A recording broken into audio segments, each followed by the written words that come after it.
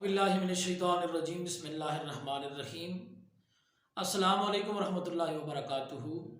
मैं हूँ हाफिज़ अब्दुर्रहमान और आप देख रहे हैं learn Quran easily at home.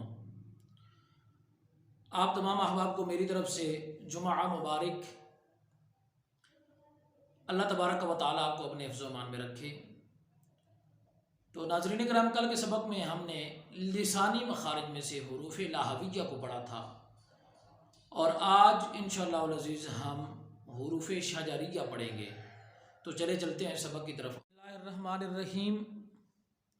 तो नाज़रीन किराम, कल हमने लिसानी मखारिज में से हुरूफ़ लाहविया सीखे थे।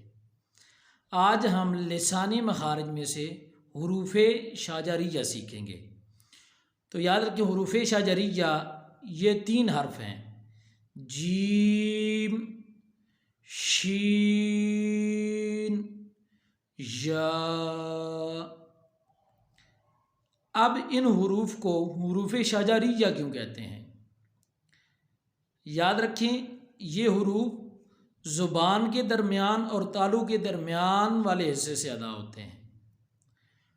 तो ज़बान के दरमियान और तालु के दरमियान का जो कुशादा हिस्सा होता है, अरबी ज़ुबान में उस हिस्सा को शजर कहते हैं। इस वजह से इन हुरूफ का नाम क्या पड़ा जी?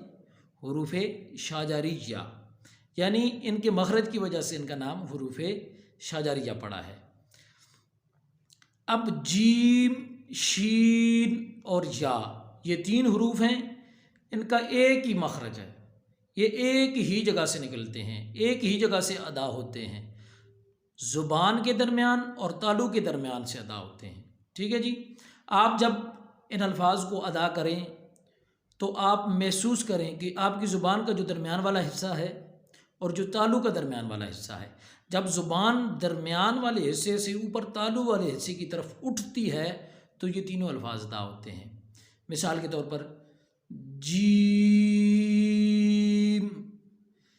जीम, आप महसूस करें तो ये आवाज़ बिल्कुल ऐन ज़ुबान के दरमियान से निकल रही है। इसी तरीके से शीन, शीन, फिर इसी तरीके से या, या। एक और बात जो ज़रूरी है, समझने वाली है, इसको जीम, जीम, यानी इन तीनों अल्फाज की आपने आवाज़ नाक में नहीं लेके आनी, आवाज़ को मुंह में रहने देना है। जब आवाज़ नाक में आ जाएगी तो फिर इनका मखरज ख़राब हो जाएगा। तो लिहाजा क्या है, आपने इनकी आवाज़ को मुंह में रहना देना है और यूँ पढ़ना है जीम, शीन, या। हुरूफ़ शाजरिया। मैं उम्मीद करता हूँ आपको ये सबक बखूबी समझ आ गया होगा। अगर सबक समझ में आ गया है तो चैनल को सब्सक्राइब, लाइक, शेयर और प्यारा सा कमेंट ज़रूर करें।